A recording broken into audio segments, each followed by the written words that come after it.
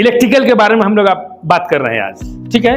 तो इलेक्ट्रिकल में क्या क्या आप ध्यान देंगे, क्या क्या ध्यान देंगे जिससे कि आपका इलेक्ट्रिकल में खतरा कम हो जाए, लोगों को आप बचा सकें और अपने मैनेजमेंट को बचा सकें, अपने ऑर्गेनाइजेशन को बचा सकें, ठीक है। तो इसके लिए हम लोग क्या करते हैं, सबसे पहले इलेक्ट्रिकल में काम करने जाते हैं तो आप सेफ्टी ऑफिसर हैं, आपकी रिस्पॉन्सिबिलिटी है कि वहां पर आप क्या देखेंगे, इन्वायरमेंट को देखेंगे, इन्वायरमेंट कैसा है, इलेक्ट्रिकल काम करने के लायक है या नहीं है तो ठीक, नहीं है तो क्या है, अब उसको क्या है, जैसे सूखा है जगह या गीला है, यह भी देखना है कि सूखा या गीला है, अंदर है या काम बाहर है।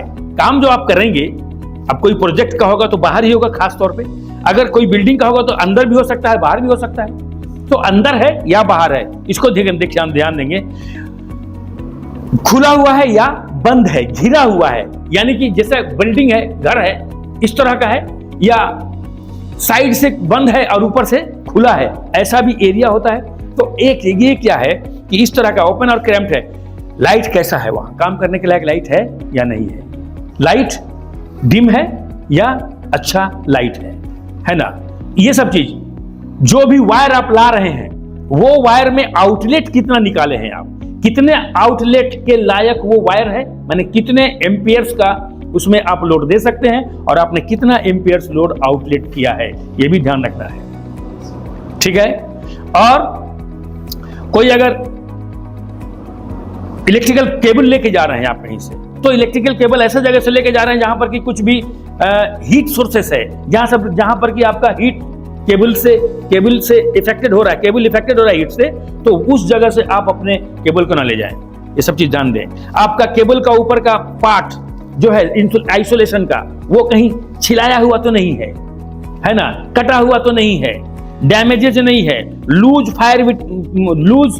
इलेक्ट्रिकल वायर फिटिंग तो नहीं है ना, लूज इलेक्ट्रिकल वायर फिटिंग जो है ना, लूज कनेक्शन ये तो नहीं है, ये सब चीज देखना है आपको। मशीन जो इस्तेमाल कर रहे हैं वो मशीन कैसा है, कितना पुराना है, एज ऑफ द मशीन का इंटरनल जो आपका मैकेनिज्म है वो मैकेनिज्म कैसा काम कर रहा है, ये सब आपको ध्यान रखना है कि उसका मैकेनिज्म कैसा काम कर रहा है, कहीं इंस्ट्रूमेंटल कोई साउंड तो नहीं आ रहा है जिससे कोई फॉल्ट हो सकता है, जिससे आर्चिंग हो सकता है, जिससे आग लग सकता है। ये कई तरह का चीजें हैं जो आपको देखना है वहां पर। ये खाली आपको एनालाइज करना है, because you are not a worker, you are a safety officer, then you have to responsible to analyze that things.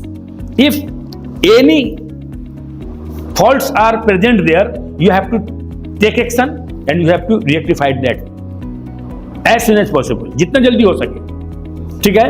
तब जाकर के आपका एरिया, आपका इलेक्ट्रिकल काम करने का ये, इसमें और क्या है, मैकेनिज्म तो आपको देखना ही है, वोल्टेज कितना ले रहा है कौन मशीन, हर मशीन का एक अपना वोल्टेज होता है, हर मशीन का एक अपना आरपीएम होता है, आरपीएम के अनुसार वो वोल्टेज लेता है, कितना वोल्टेज ले रहा है, कितना वोल्टेज को रिलीज कर रहा है ना। बहुत ऐसा मशीन है जो कुछ वोल्टेज स्टार्ट करने में ज्यादा लेता है और स्टार्ट होने के बाद जब अपने आरपीएम पे आ जाता है तो क्या होता है कि वो कुछ वोल्टेज जो एक्स्ट्रा है उसको रिलीज कर देता है और वो ऑटो कट हो जाता है, फिर 440 में वो चलने लगता है, ठीक है ना, 250 में वो चलने लगता है, जैसा उसका मैकेनिज्म है। अब उस हिसाब से तो वो भी आपको देखना है कि वो कितना वोल्टेज ले रहा है, कितना वोल्टेज कितना देर में रिलीज कर रहा है, ये सारा चीज उसको वो ये करता है, ठीक है ना। उसके बाद में और भी बहुत कुछ है, जैसे आप जंपर और फ्यूज ज्यादा हेवी यूज कर रहे हैं, जैसे कि आप अर्थिंग में, ग्राउंडिंग में, बाउंडिंग में, सब जगह अलग अलग टाइप का आप यूज करना है, लेकिन अर्थिंग में आप बहुत ज्यादा मोटा लगा दिए, ग्राउंडिंग में उससे ही मोटा लगा दिए, बाउंडिंग में उससे ज्यादा मोटा लगा दिए, है ना। तो ये आपका एक लिमिट है, कहां पर कितना यूज करना है, तो उस लिमिट के अनुसार आपको इस्तेमाल करना है, ठीक है। अब आप हो सकता है कि आप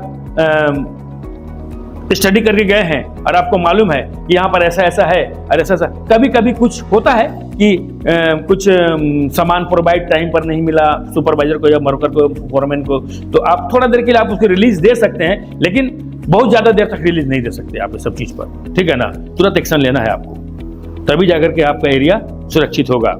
इंसान को इलेक्ट्रिकल फॉल्ट से बचाना है, इंसान को इलेक्ट्रिकल शॉक से बचाना है ना, नहीं तो क्या होगा, कभी भी कुछ भी हो सकता है उसको।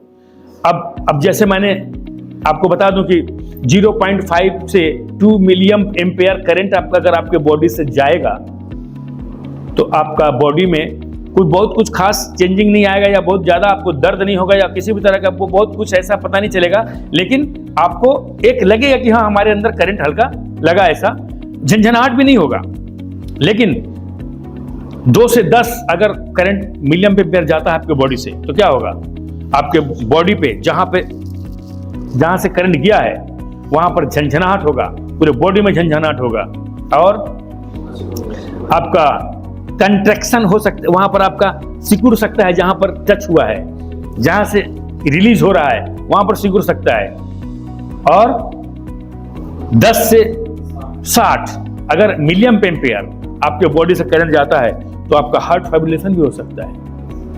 हार्ट फाइब्रिलेशन मतलब हार्ट का बनना, हार्ट का चलना जो है स्पीड भी हो सकता है और स्लो भी हो सकता है। तो स्पीड होगा तो हाई ब्लड प्रेशर, स्लो होगा तो लो ब्लड प्रेशर, स्लो होगा तो ब्लड क्लॉटिंग होगा, स्पीड होगा तो नर्वस सिस्टम को फाड़ेगा, है ना। दोनों में नुकसान है, दोनों में नुकसान है।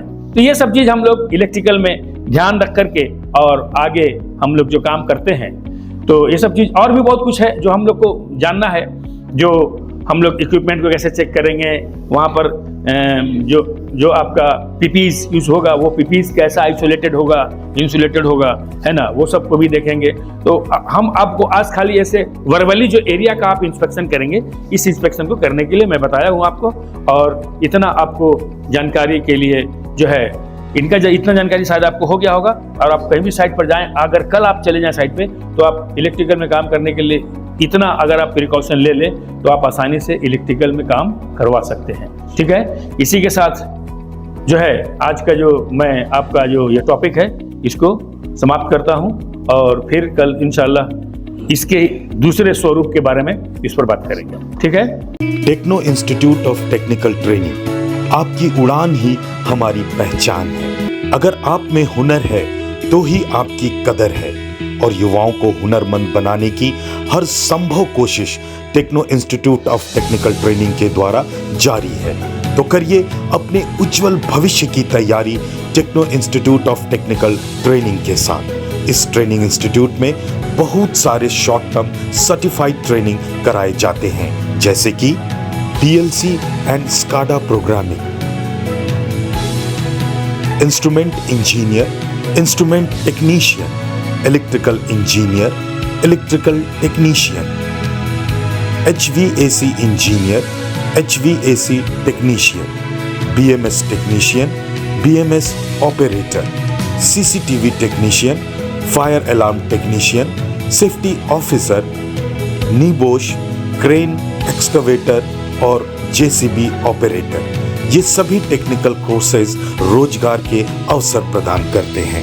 टेक्नो इंस्टीट्यूट में 100% हैंड्स ऑन प्रैक्टिकल ट्रेनिंग कराई जाती है और 100% प्लेसमेंट भी दिया जाता है। आज टेक्नो के छात्र देश विदेश के बहुत सारे कंपनी में कार्यरत है। Techno Institute of Technical Training government registered, ISO certified और अंतर्राष्ट्रीय मान्यता प्राप्त इंस्टीट्यूट है।